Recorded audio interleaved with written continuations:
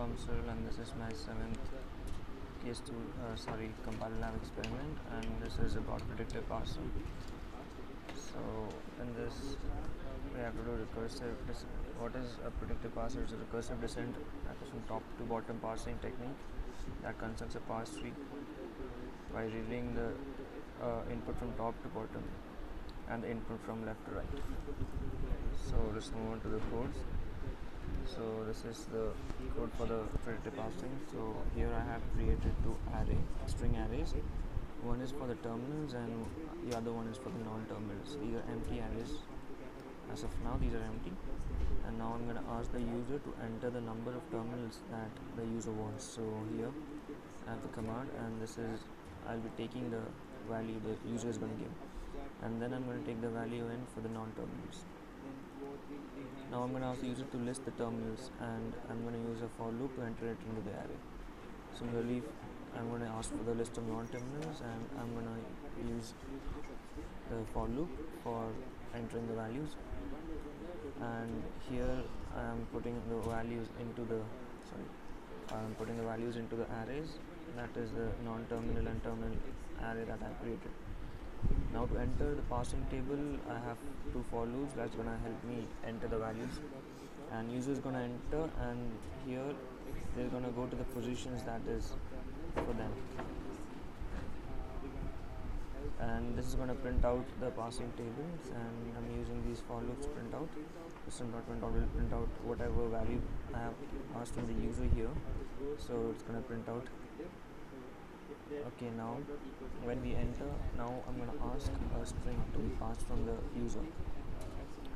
So the user is going to enter a string. Now what he's going to do is dollar is going to come here in the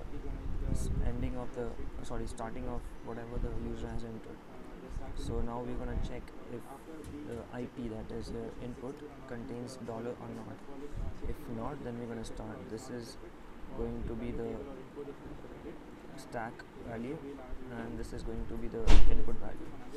So if there's a dollar in the input, that means there's no other input inside. So it means that the input has been already passed. So we're going to check if there's an input or a dollar sign or not.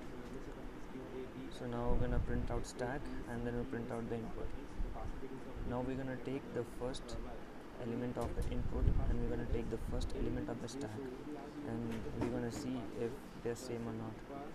So here what we're going to do is we're using substring and 0 of stack, 1 before stack. So what we're doing here is we are deleting, if they're equal, we are deleting the first and the second. So that is happening here. So here we're checking if it is equal, the last and the first one of the input and the stack is same or not. If it is, we are deleting both of them.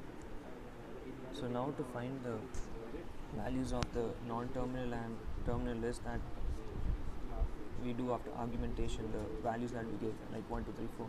For that I have two integers, xc for the column and xr for the row.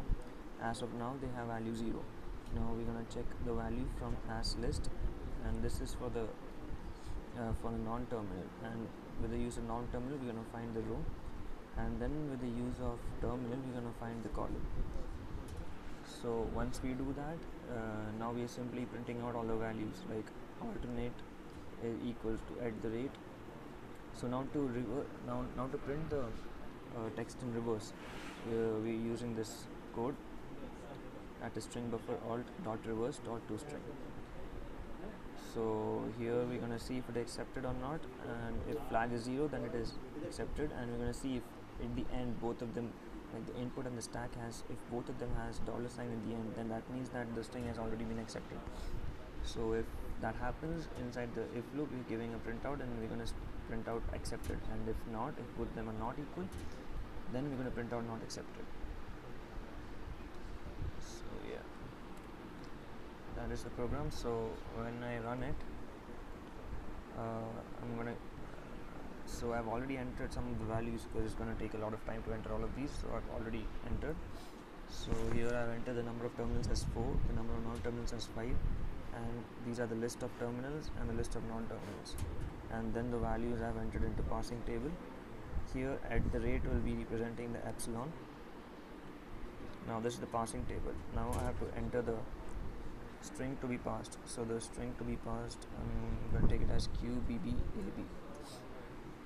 So when I check it, here we have it. This is the input, this is the stack. So yeah, we have all the values, and in the end we have $2 that means it has been accepted. So that is it with the 7 program.